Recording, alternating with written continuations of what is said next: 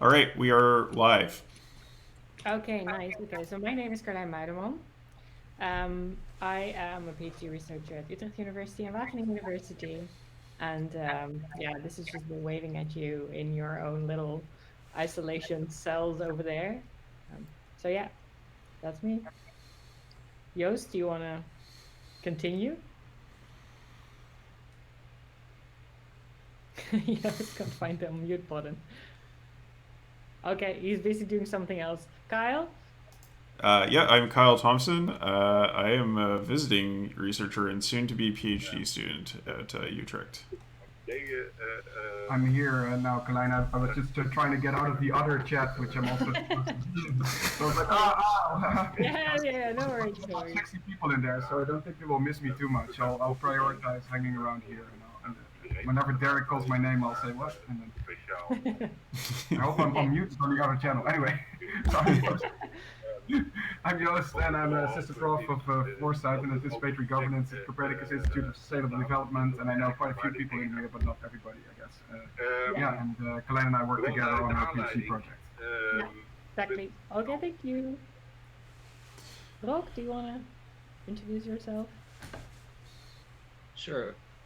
Hey, I'm Rok Krantz. I'm a former Utrecht student under Joost. I did my thesis, but now I'm based in Slovenia, in Ljubljana. Okay, thank you. Monique? Hi. Just wanted to make sure that you weren't chewing anymore, so I just gave you a few seconds extra. Yes, thank you for thinking of that. I'm Malik Pereira. I am doing a lot of research around emotional design and games, and yeah. Sounds interesting. Cool. Okay, so then we have a bunch of people who I don't know. Does anybody else wants to quickly introduce themselves? Just feel free to either wave or just put on your camera and say hi.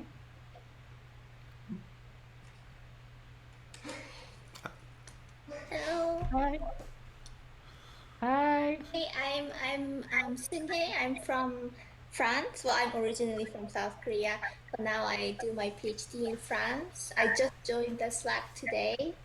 Cool. And yeah, I started my PhD last October on like French bioeconomy, and part of it is to like review and examine and probably adapt or develop scenarios. And we're totally new in this, and yeah, it seems like a really interesting community to follow. So I am very looking forward. Cool. Well, thanks for Let me- joining. Thank Yeah. you. Okay, and then we have Anita. Hi. Hi. Yeah, I just joined the Slack a few days ago, actually, too. In Canada at the University of Waterloo, doing research on water and futures and transformation. So yeah, excited to hear about all of your work and to meet you virtually. Cool. Thank you. Anybody else? No. Okay, that's fine. No worries. Kyle, should I just get started? Yeah, I'll just say to everyone, if you do have a question during the webinar or something you'd like to say, please use the hand button at the bottom left, and then you can see, or we can all see that you have something to say. So I'll be watching that. Okay, great. So now just share my screen and start the presentation, right? Yes. Okay. Kyle, I don't see the button. There's. Never mind. Oh, do you got it? Okay, good. Okay. Oh. Uh-oh. I don't see your screen sharing, unfortunately. Can you try rejoining the call? You don't see my screen? Yeah, With everybody's faces on it. Yeah, but I'm not seeing the PowerPoint right now, so. You're not seeing it? Should I try again? Yeah, okay. Okay. How about now? Okay, I got it. Thank you. Yeah? Yep, good. All right. So now, what happened? So now it's... Sorry. Try again. And just switch to PowerPoint and we should be good. Okay, I see your PowerPoint. It's on the video. Awesome. See if this works. Yeah? Okay, Yeah, good. all good. Okay, great. Well, I already very briefly introduced myself. So I'm a PhD researcher working at Utrecht University with Joost, who's also in the call, and at Wageningen working with Aarti Gupta. We have been working on a project called the Reimagine Project, which is focused on combining climate foresight and governance. This is a project that started around 2.5 years ago. It's funded by the BNP Paribas Foundation and is a coalition of the Utrecht University, Wageningen, ECI in Oxford, which is the Environmental Change Institute, and also our sister project, the Climate Change, Agriculture and Food Security Research Program, which is part of the CGR. So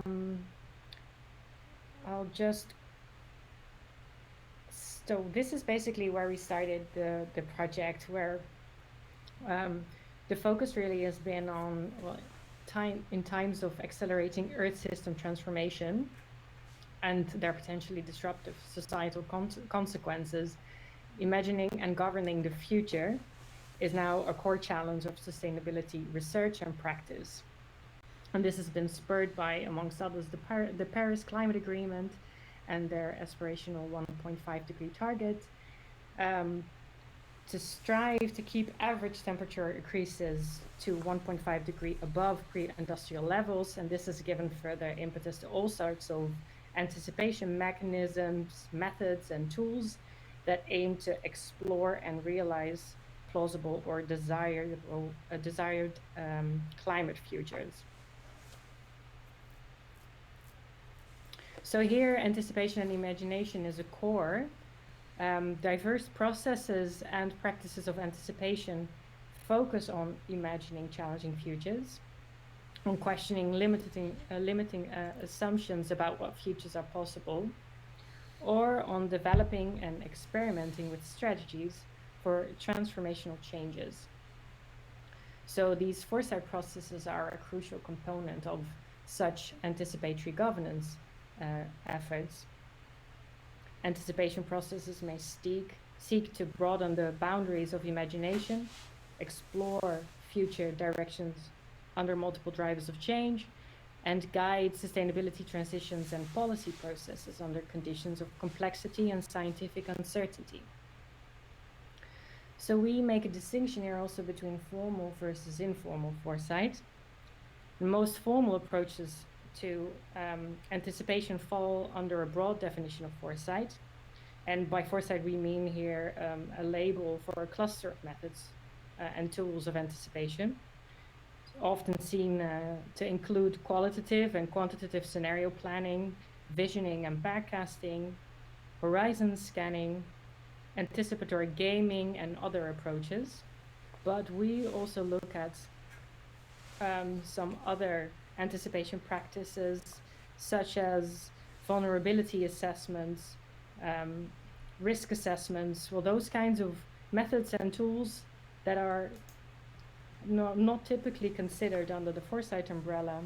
But what we want to look at really is to include all sorts of anticipation whenever the future is taken into account in climate and sustainability governance, even if that's not necessarily considered to be like formal foresight methodologies and processes, but we feel that also informal anticipatory governance is worthy of investigation. So basically, this is the research agenda that we put forward here, is that we argue that processes of anticipation of these foresight scenarios, modeling, or quantitative and qualitative, as I just explained, that they help frame future possibilities. And as such, we argue they exercise power and are a potential site of politics and contestation. And this has been also the starting point here, is that there's been relatively little social science scrutiny of foresight processes and outcomes. So, like, who is part of this? How is it done, and to what end? So how are these processes of anticipation being governed? and how do they themselves exercise governance effects by framing issue and hence shaping the object of governance. So we see that this growing focus on anticipation in sustainability governance points to an important research agenda, and to scrutinize these diverse conceptions of the future embedded in all these processes of anticipation, and how that in turn shape present-day policy choices and trajectories. And there are very important strands of social science scholarship, including in science and technology studies and responsible research and innovation, future studies. They all point to anticipation processes as sites of political negotiations. And that is really what we wanted to bring forward, and we feel that that is really timely and urgent. So in this talk, I'd like to focus on that. So I'll explain a bit what anticipatory governance is, what it means, how we approach it, and how it can enrich foresight processes. And we use anticipatory governance as a conceptual hook to analyze these questions about the links between foresight and governance. And I'll be talking you through an ongoing project, which is the Reimagine project that I'm working for, and some of my colleagues are in this Slack, so that's really cool. But I'll also explain a bit about the ongoing collaborations that we've been doing with the CCAP Scenarios project, and also the Foresight for Food initiative. So first of all, the Reimagine project. So it stands in full for reimagining anticipatory climate governance in the world's vulnerable regions. And as I already explained, that our aim is to bring climate foresight and climate governance research into conversation, and to analyze climate foresight processes as governance interventions. And we do that by assessing whether and how current foresight processes and practices are imagining diverse climate futures and impacting on present-day policy choices in vulnerable regions of the Global South. And that for the Global South, these vulnerable regions, we focus on 4, and I'll explain that a little bit later. You see here also a picture of our launch of the Reimagine project, which was in January 2018, where we introduced this research agenda also. And so the CCAF's which stands for Climate Change, Agriculture and Food Security Program, has a scenarios project, and they are our sister project in a way. There's been a lot of expertise by them on further developed on using scenarios for policy, to inform policy processes in these 7 regions, which are presented here. That's Central America, the Andes, Western Africa, South Asia, Eastern Africa, Southeast Asia, and the Pacific. And we work on 4 out of 7 of these regions, and particularly a bit further in the research project, we work with them quite intensively for our case studies on anticipation and anticipatory governance. And this is the team. Joost is in the Slack. Co-PI is Arti Gupta. She's from the Wageningen University. I see that that's not on the slide right here. Myself, then we have Malia in the picture next to Joost, and Arti right next to that. Then the CCAP's team, Marike, and I saw her in the webinar, so she is also here. Ratana, who works for Utrecht University and CCAPS as well, and Luca, also I also just saw in the webinar, also working for Utrecht University and for CCAPS. And then we also work with a regional partner. In each of these 4 regions, we have a regional partner, which is GIZ for West Africa, UCI Central America, and then ICRISAT for Southeast Asia, and then we have ICAT for South Asia.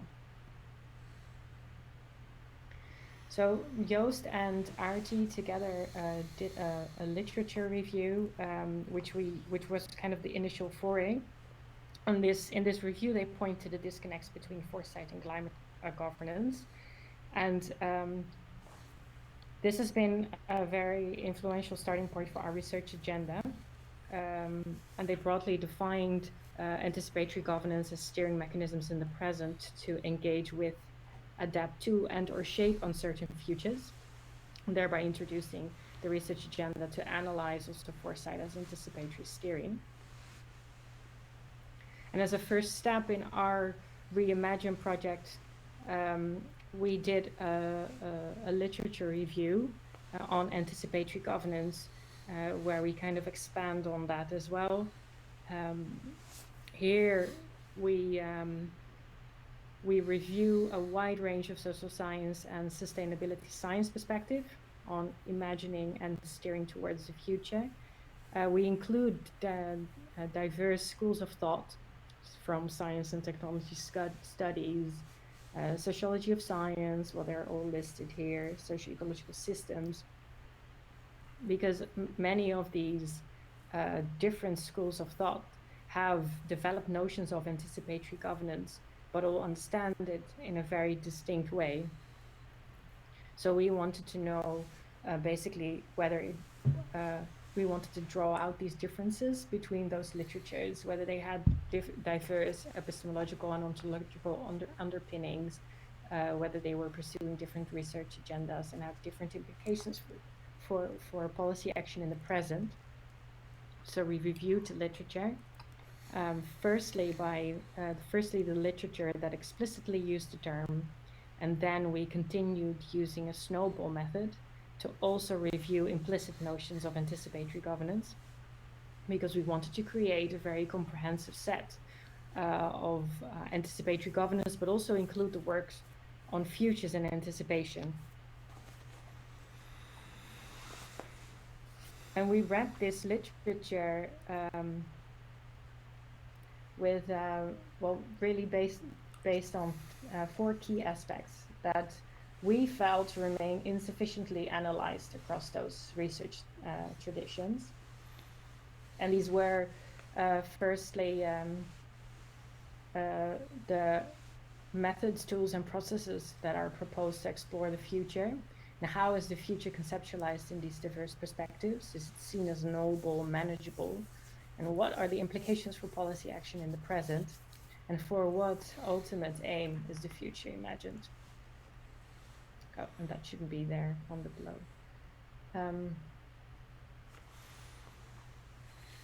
So after basically this, in this figure, our literature review is synthesized in a way. So this is actually really the core, the heart of our review. And here we distilled here we visualize that we distilled 4 approaches to anticipatory governance.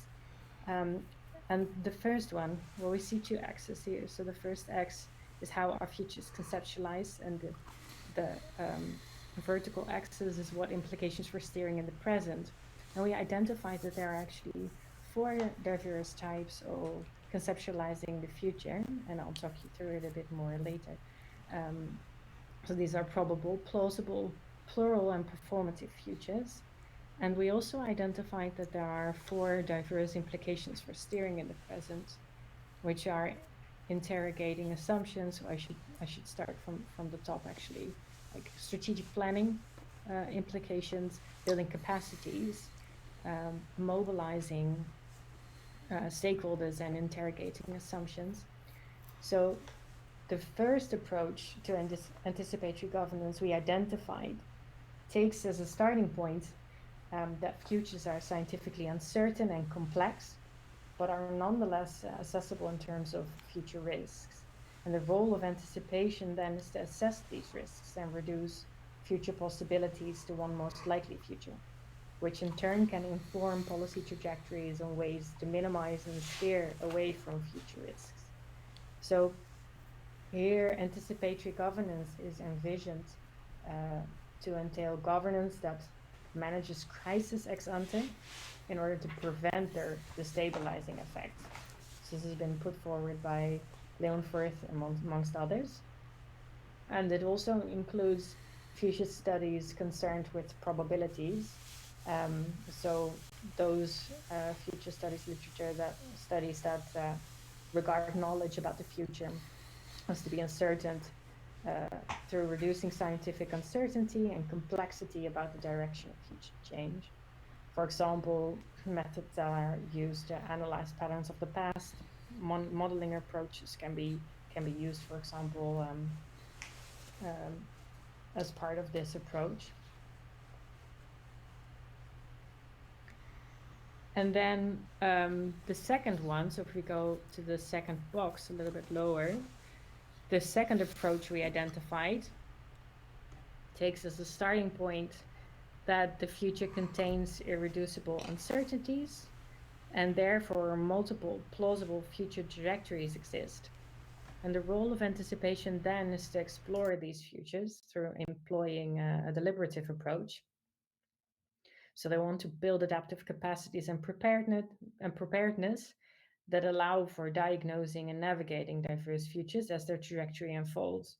So this approach mostly builds on an influential notion of anticipatory governance that was developed by David Guston and colleagues, out of a concern for like the possible disruptive consequences of scientific and technological innovation.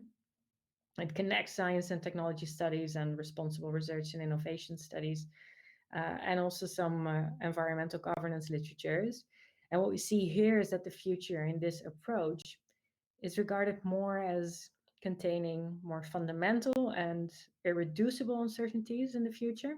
And because the future is more fundamentally uncertain, multiple future trajectories exist.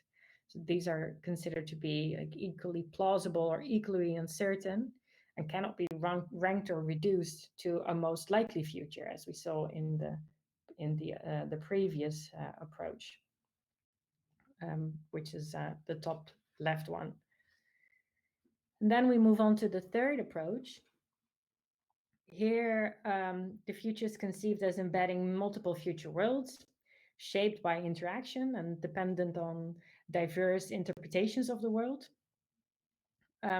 So they rather mobilize diverse societal actors that allows for collectively developing pluralistic and actionable pathways to change.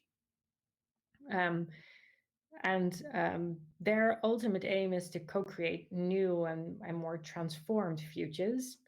So here, anticipation of future trends is seen as an essential to support socio-technical sustainability transformations.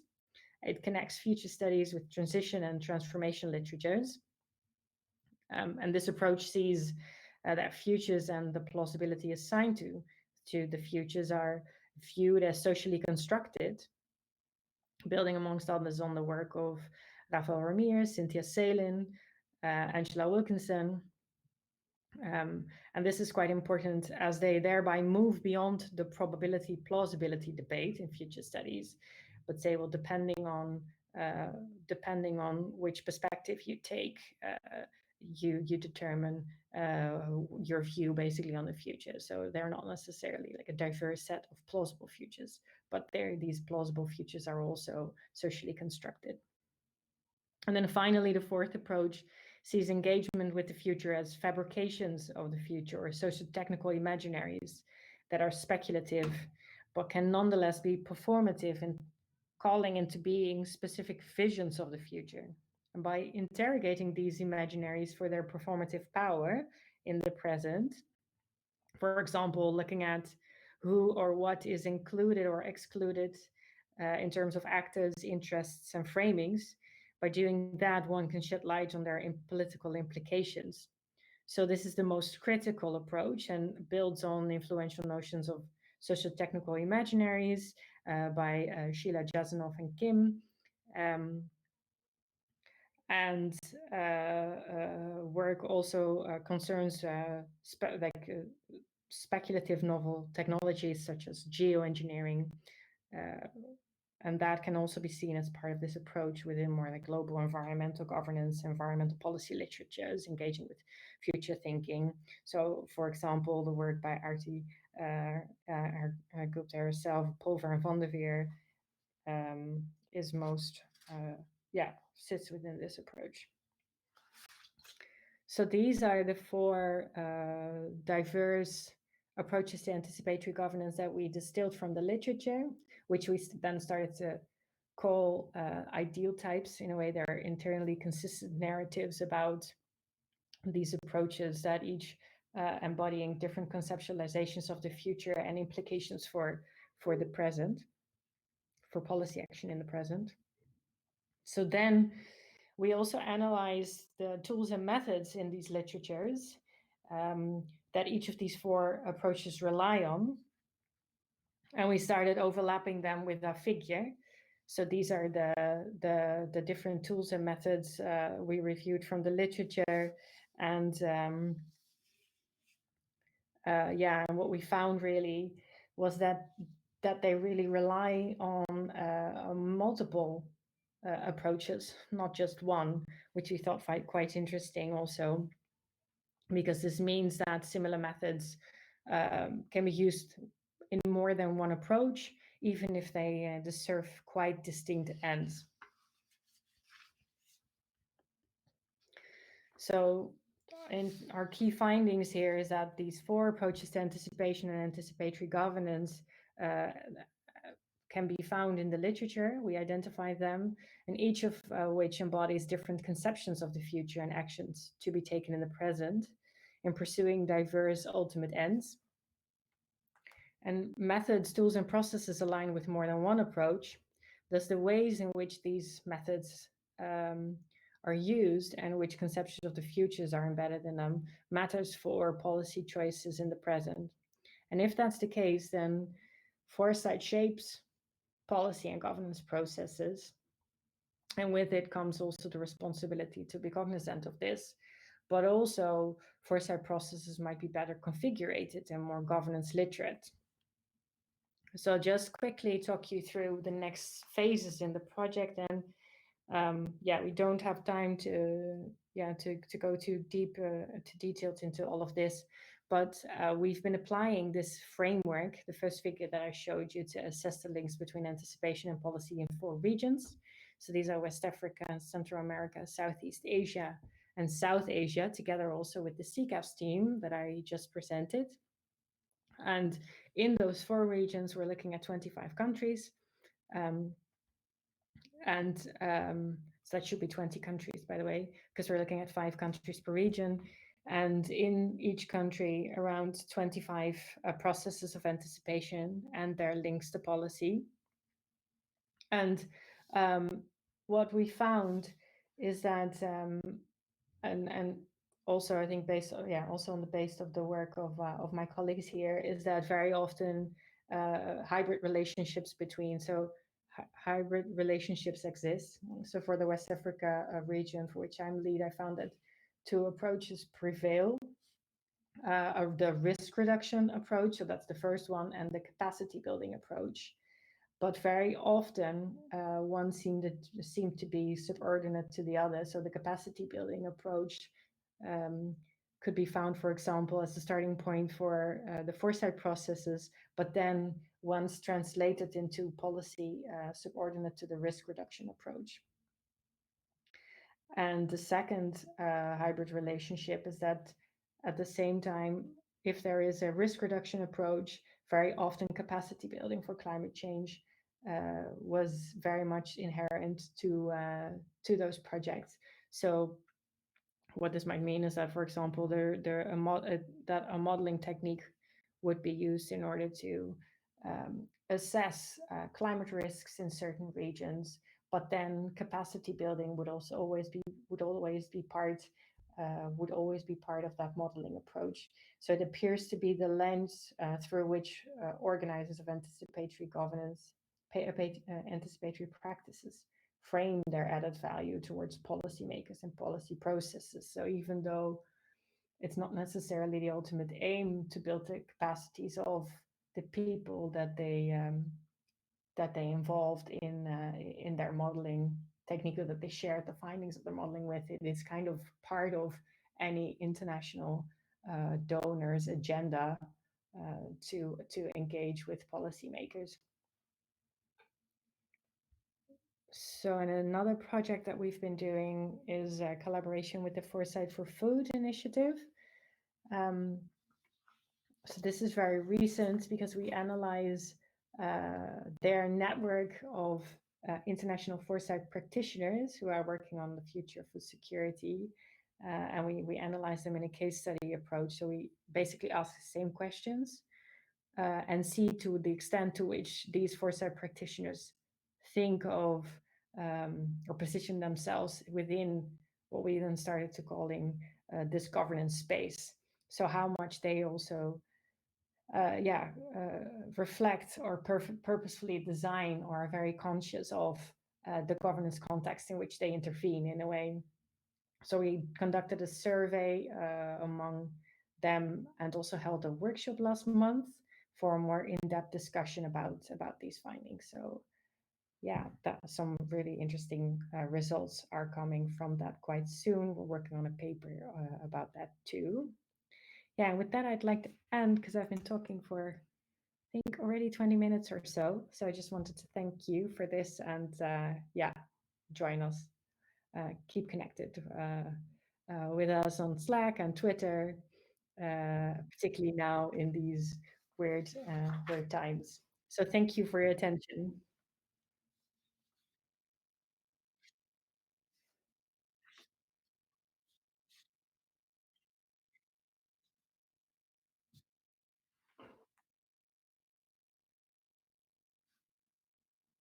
Yeah, actually, I also have a question because I think particularly if I go back to this figure, so particularly for the fourth approach, in the work that I've been doing so far in the West African region, I didn't really find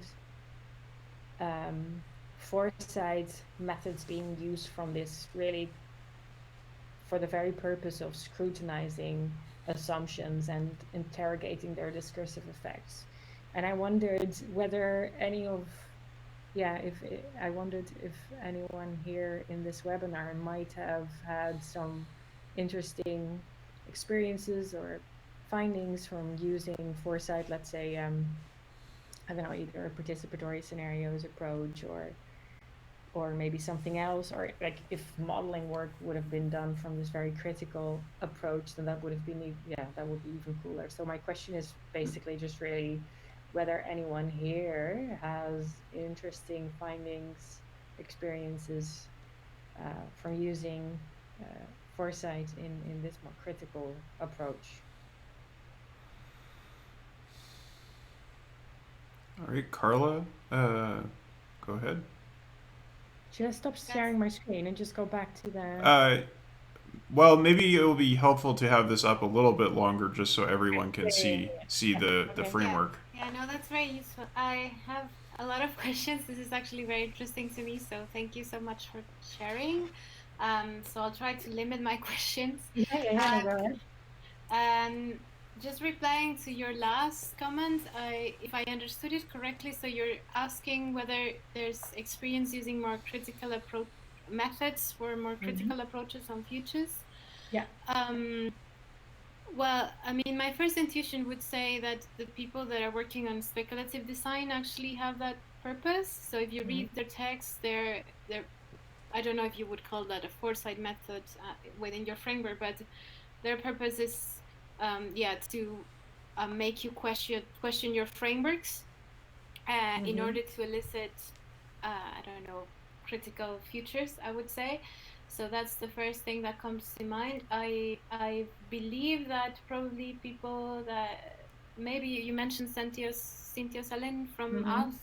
Also, I don't know if herself, but I can take a look and maybe answer that. But my first intuition would be at least the speculative design bunch. I had a couple of more big questions. I was wondering why you positioned the work of David Guston and the whole RRI issue in the plausible futures, and this comes from within RRI and his notion of anticipatory governance, there is a big debate whether RRI has this a very strong root on Because the RRI has two roots, if you want. One is on LC, which is related to risk management, and then it has a root on constructive technology assessment, which is this more constructivist movement that started in the 70s on the sociology of science and sociology of technology. So depending on how you read it, you can see it within the plausible futures, or I would say the performative futures. So that was, I don't know why you made that choice, or if there's a particular set of literature that you're thinking, but it's something that you might encounter if you give this to people on RRI, because they have their internal debate all the time. And then my second question was about performativity, because in my understanding, all futures are performative. So I don't see it.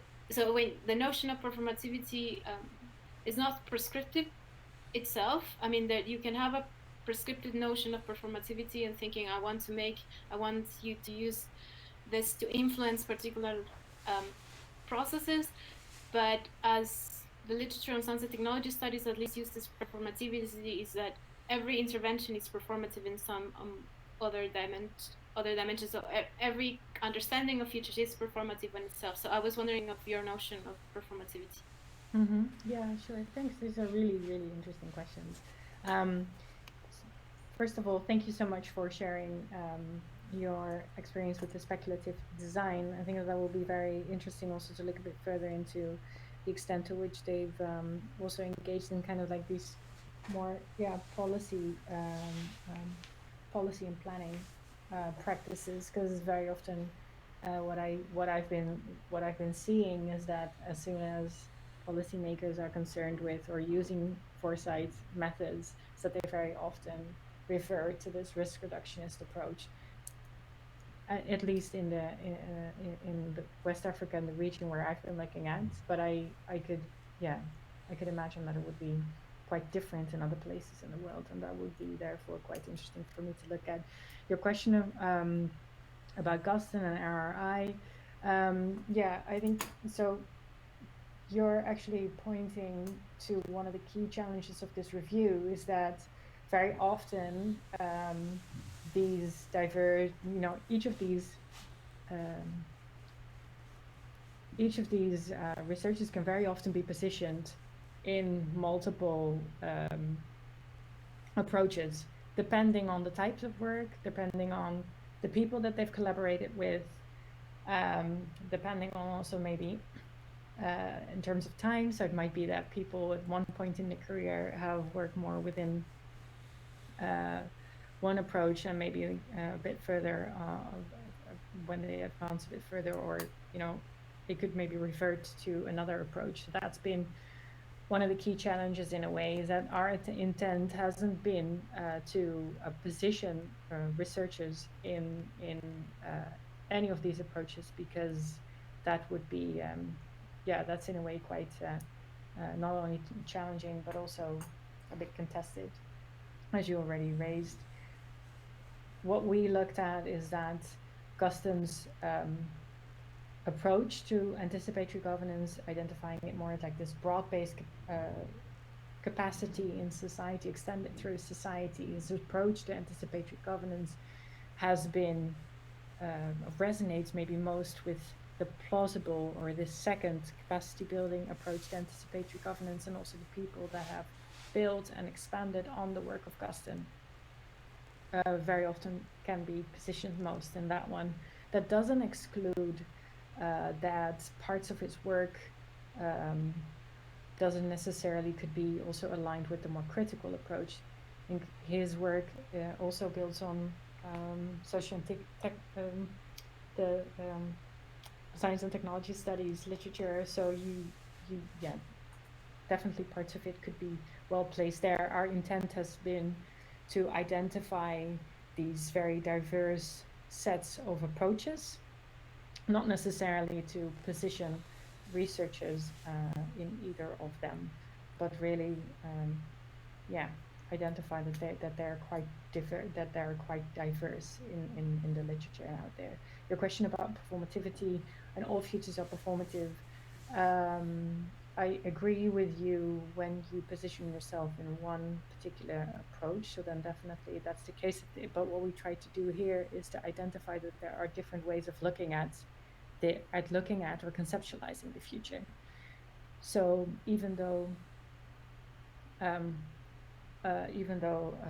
yeah, I agree with you that this literature on performativity has raised really an interesting and very crucial notions of yeah, identifying also futures as sites of politics. We try to address that there are like diverse ways of conceptualizing the future out there in the literature. I hope that answers your question a bit. The microphone was up. Yeah, thank you. Thank you very much. Okay. We do have a unnamed fellow Jitzer who has another question. If you'd like to go ahead.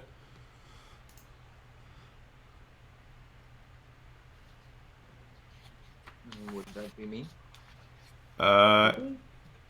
Possibly. We have no way of knowing because you don't have a name on there. So. Well, I've had a hand up for a while. So okay, that must be you then. Yes, please go ahead. okay. Just to kind of direct to Karlijn's the performative aspect. Wanted to plug in maybe just an example, which is it's a bit too early to talk results because I'm kind of in a setting up stage. Can I write down your name, by the way, if you're? Yeah, or oh yeah, okay, cool, yeah. I wasn't sure whether I recognized your voice. Okay, continue. Sorry. So a little bit of context here in Slovenia. Essentially, we don't have a kind of established or even semi-institutionalized tradition of integrating foresight with governance processes, or rather, there's just one institution here that fulfills that work, but from the kind of techno-economist side, and nothing really else gets through in kind of policy implementation. So I'm working a lot also at the grassroots level with like climate activist groups and others to kind of start up more participatory and from the ground up foresight processes. And just to plug in, one of these is what I call a For Futures Festival, using Dater's For Futures framework as a departure. But essentially, it's conceived as a series of participatory workshops where different experiential futures scenarios, designs, speculative objects, scripts are created. Cool. And it goes through, and it goes into a final output, so to say, of performance, a futures festival where in parallel there's 4 futures that you can explore.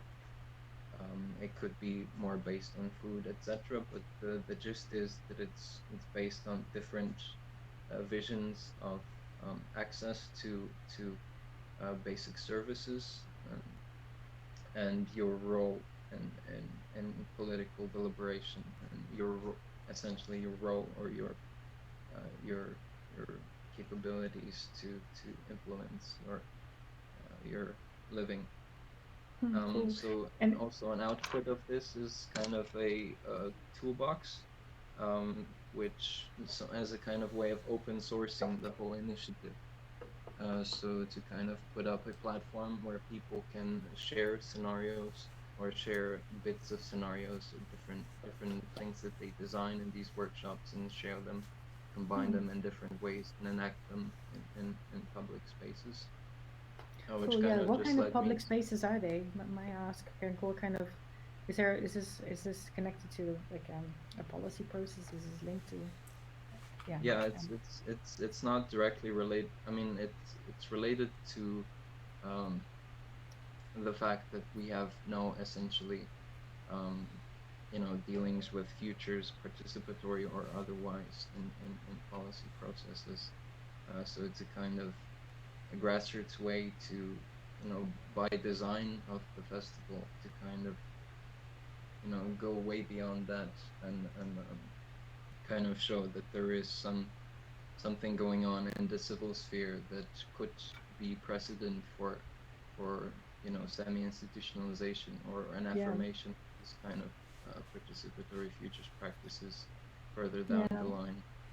That's but really there's cool. currently no real capacities or anyone spearheading anything like this. Yeah. No, exactly, and I think that's been also one of the findings in the further stages of the project, that very often these foresight processes aren't so really well linked to policy processes. So sometimes it's kind of part of the core mandate of any foresight project. For example, with the CCAF scenario project, it's part of the mandate. So policymakers are actively involved. A policy, an actual policy document, is reviewed, or scenarios are used to help develop a policy document in a way. So there the link is quite close, but at the same time, in many other processes, that's not necessarily so much the case. So there, a workshop is held or any foresight process is undertaken, but then, and policy recommendations come out of that process, very written down in a project report, etc. So there's always kind of this aim to inform decision making. It's very often a foresight processes have that as quite a clear statement or a certain aim, but then the actual steps to get there seems to be quite, it seems to be hampered. It's quite challenging, and that depends both, I think, from the policy perspective, as you said already, capacities at the institutional levels that might benefit from this type of foresight are very often quite low. To understand, to understand what kind of, and what kind of futures it actually brings forward, and how to understand the futures that are presented there in terms of what kind of uncertainty is also scientific uncertainty, but also normative uncertainty is involved with any future vision, and how that then should be translated into policy processes. And I feel that there is definitely a lot to gain. That a lot of research should still kind of needed in order to better identify how foresight can be better linked to these policy processes and can be further institutionalized in all sorts of varied institutions that foresight, kind of aims to target in a way.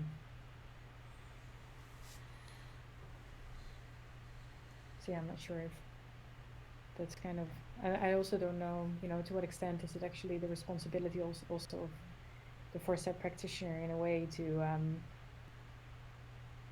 to actively engage with policymakers at a very early stage of their design in order to make sure that, that their outcomes are somehow used in policy processes. And at the same time, from the policymaker's perspective, a better understanding of how scenarios work and what they produce and what they also don't, what they don't say, what kind of, the additional explanations about what types of futures they produce, to create a better understanding of that also from the policymaker side in order to make use of any of these findings. That's also very, very, very rare. But that's something that we hope to zoom into a bit further when we present the 4 case studies in the 4 regions, because that's kind of what we've been doing there, is to start scrutinizing those links between foresight and policy processes in each of these regions. And Marika has already maybe presented some of that, and maybe Joost also, that could be. But yeah, I think that's an interesting new research agenda. Joost, you had a question or comment? Yeah, just to react on the discussion that's been going on. It's really interesting. This sort of work that directly engages with specific policy processes that Karlijn has mentioned. I mean, its benefit is that it's obviously very integrated with policy formulation, but you don't have the same space to do sort of like wide thinking or sort of broader thinking about many different pathways sometimes. And there's actually a unfortunate paper that died a sort of like silent death about the use of foresight in Europe, connected to a program I was a part of, where we had students look at Finland and Ireland at two foresight processes and how they interacted with policy processes. And in Ireland, there was this sort of a process about sustainable agriculture that was not completely integrated with policy as a sort of design, but all the people in the room who were involved in major agriculture policies in Ireland and food policies in Ireland were actually involved in that foresight process, and they did draw a lot on it.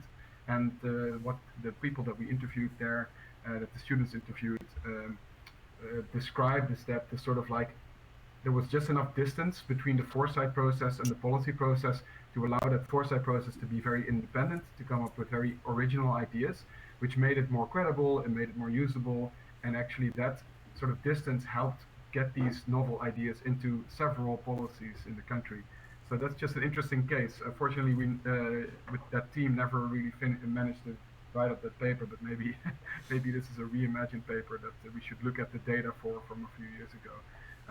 And similar to that, I actually, as part of that same project, which I guess it was only released as a working paper, so I can't send it around.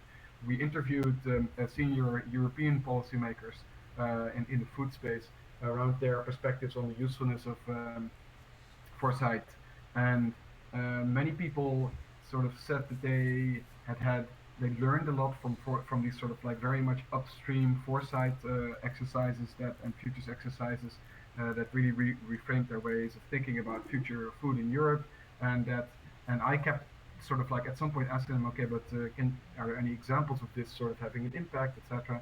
And it seemed like people really didn't feel like that was necessary, which was quite interesting. So they felt like, no, but we're just learning something, right? And it's okay. It's okay if it doesn't get measured or it doesn't end up in specific policies. And we were sort of talking about this a little bit because if people are just learning something, that's wonderful. But we still want to make that transparent, right? We want to understand what's going on there in these processes. And then in the EU system, there are foresight processes that are very close to specific policy decisions. But then we're talking about more kind of sort of traditional processes, more cost-benefit analysis and projections and this kind of stuff as well. So yeah, I think also from the work that we've been doing with the ECI and the Foresight for Food initiative has a secretary at ECI.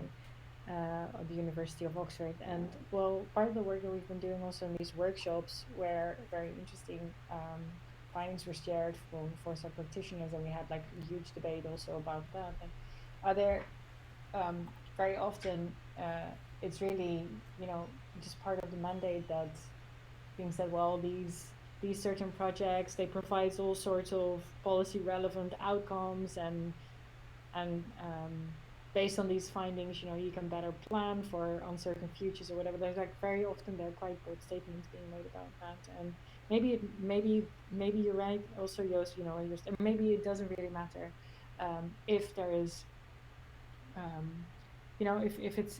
if these processes are meant to exchange ideas or to explore certain futures just for the sake of that, and that's useful in a sense. But at the same time, but then we want to understand how that works, right? So yeah. I think that what we're looking for is a very sort of like extensive or multiple sets of sort of theories of change about all the different ways in which futures relate to policy and how they're conceptualized to relate to policy. Because in a way, all of these four categories that are in this paper, these four perspectives, you could also describe them as four theories of change, and it would be interesting to look at them from a theory of change theory perspective. It sounds a bit weird, but there would be a lot to be said about them from that perspective as well, I think. Yeah, are there any more questions. Also, maybe I would also be interested to hear whether this framework in a way makes sense, or whether it's useful for you, whether it's, yeah, just maybe if there are any reflections on that.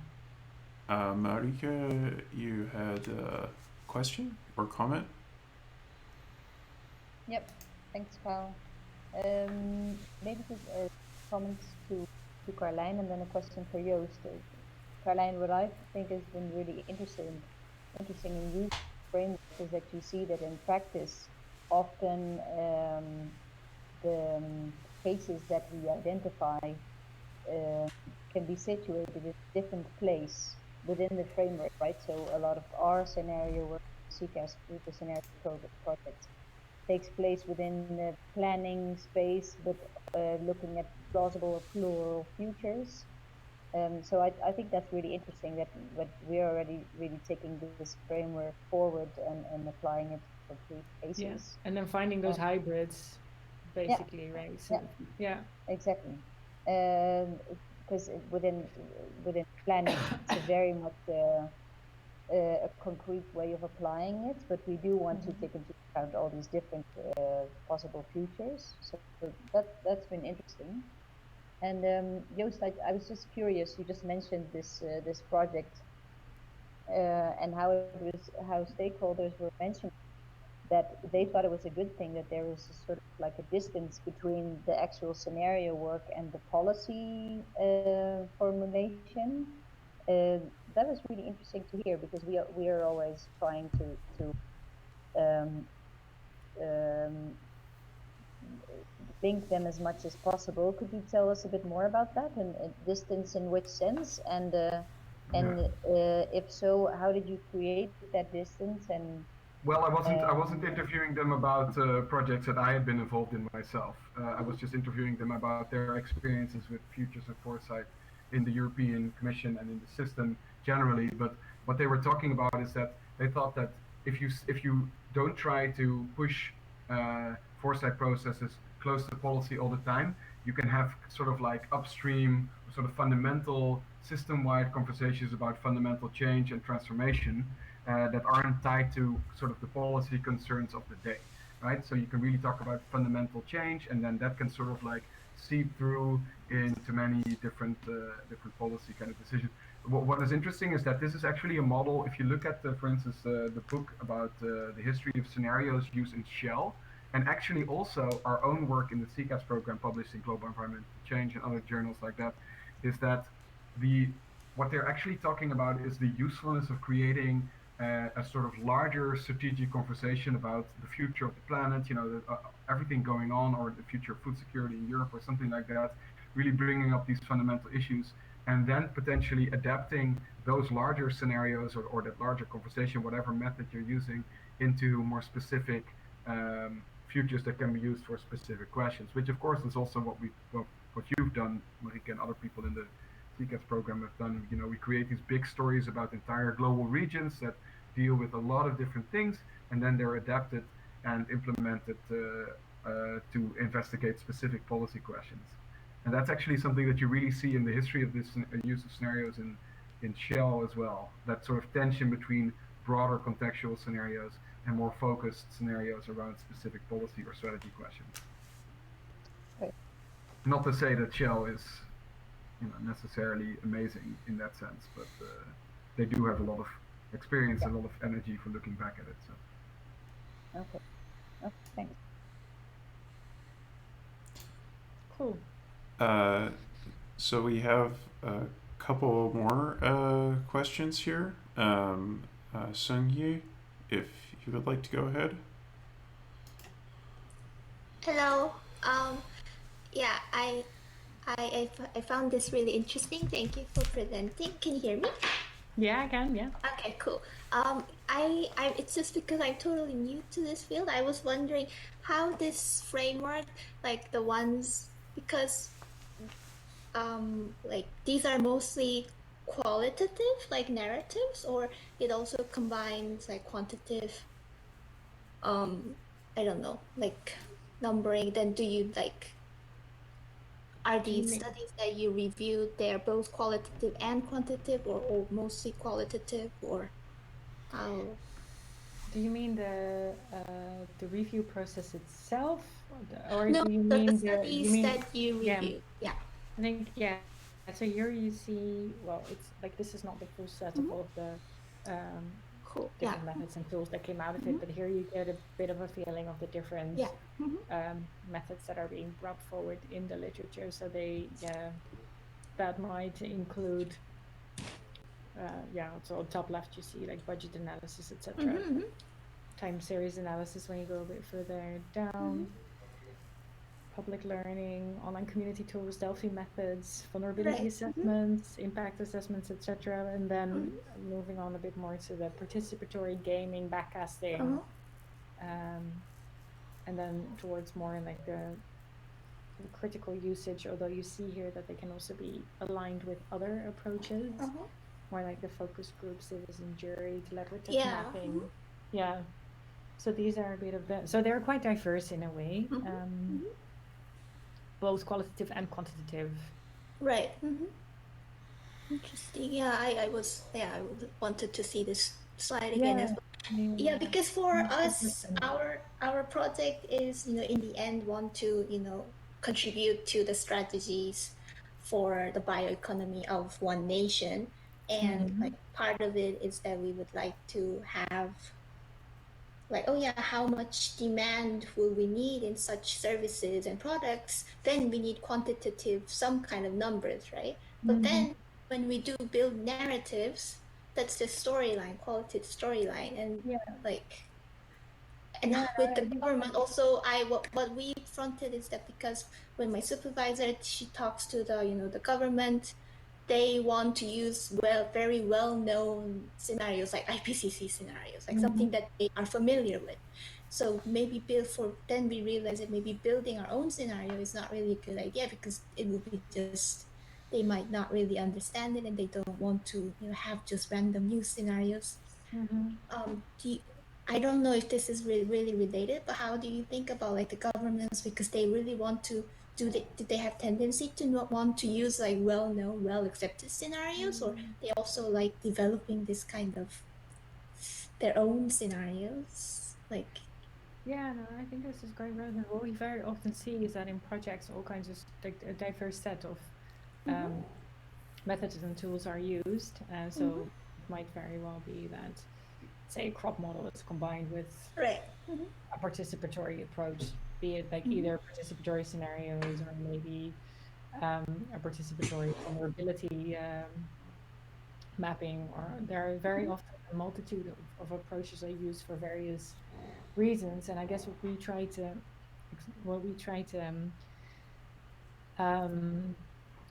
analyze here is that, or at least I try to highlight in a way, is that these various tools can be used from diverse conceptualizations of the future, and thereby implying different implications for the present. So these diverse methods can be used both from a probabilistic or a plausibilistic conceptualization, but then thereby having different implications for what kind of choices to make in the present.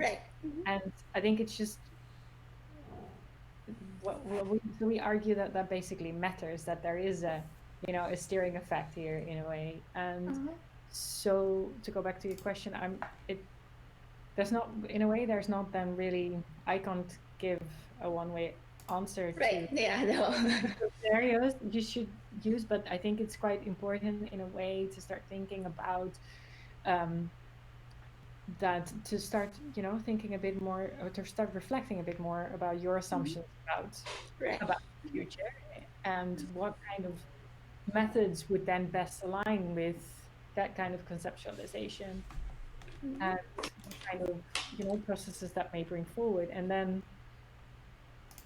more in a way more consciously start selecting the methods that and the processes that fit there, or at least be aware that you have different steering effects in a way.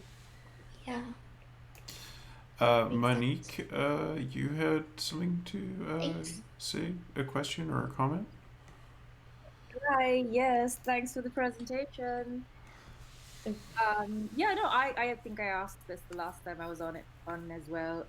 Just wondering across all of this, from your own perspective, what did you enjoy? Which section did you like the most, and why? And what excites you about all this? Yeah, cool question. I think oh, what excites me? I think it's been quite a journey in the sense of like reading into all these different literatures. That's been really exciting to just see all these varied aspects of anticipatory governance, all the diverse processes like foresight processes that are proposed, to hear people with more like practical experience. Also, I'm thinking of also my TCAP colleagues who would then, maybe to some extent some of this research was quite, vague in a sense, or difficult maybe to relate to. But then as soon as we started combining that theory practice and start linking it a bit more, really cool things started to emerge. So I guess the whole process of reading into the literature, combining it with practice, reading about all these different research traditions has been really interesting. And then seeing this, this framing coming to life where, first where you feel like starting to think about analytical dimensions like conceptions of the future and implications for policy present, but then at some point, it starts to make sense. And as soon as these, narratives, these four approaches that are, heuristics in a way, that we use them as an internally consistent narrative in order to, shed light on that these differences are out there in a way. So revealing those patterns has been quite cool. And linking it to practice, we're kind of the stage where we're at right now. And that Marieke has also been very well like part of, and Lucas. So that's also been quite cool.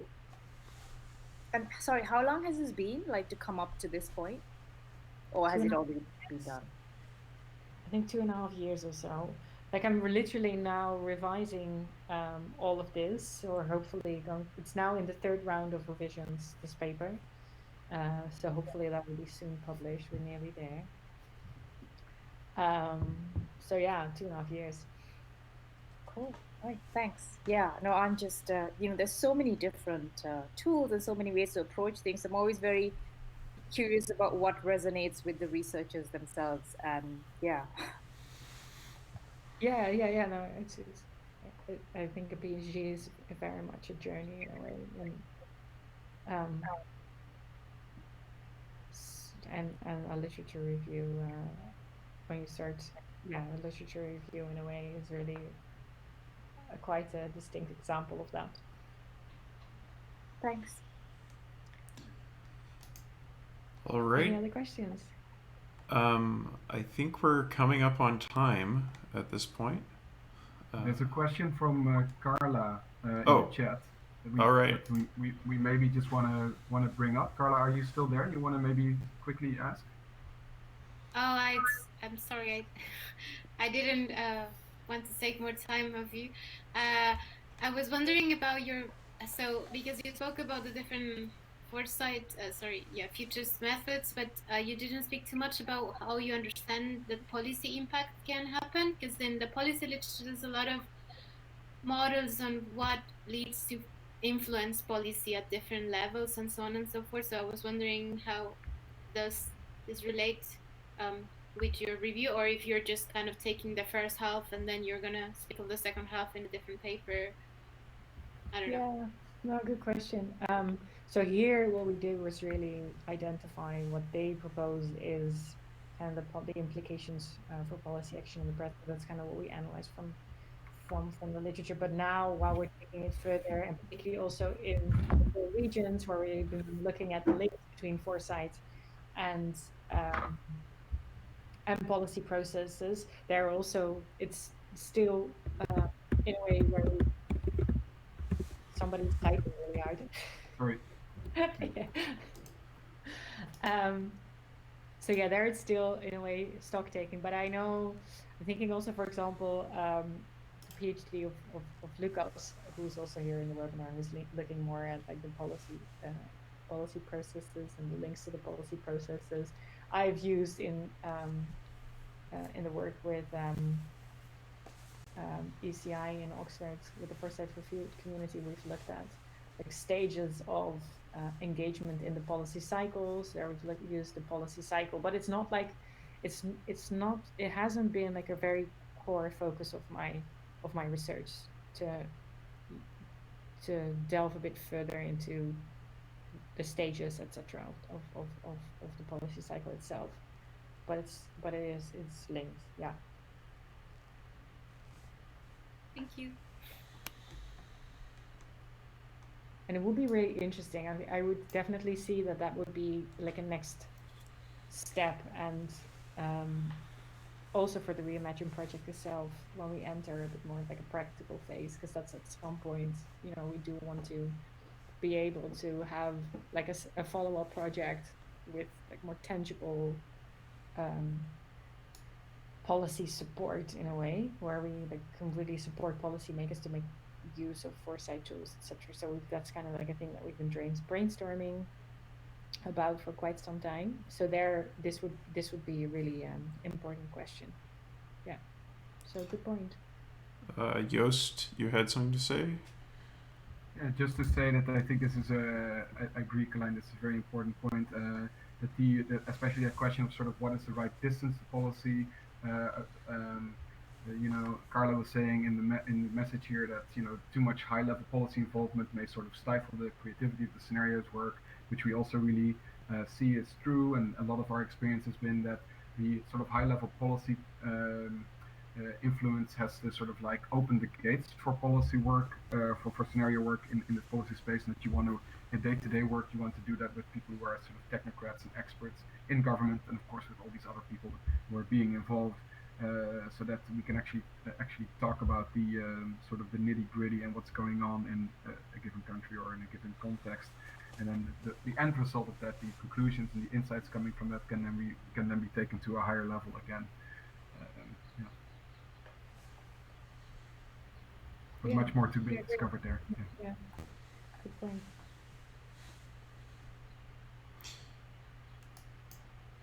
All right, I think we're at time at this point. Thank you everyone for participating. Thank you, of course, to Karlijn for doing this full presentation and moderation and Q&A.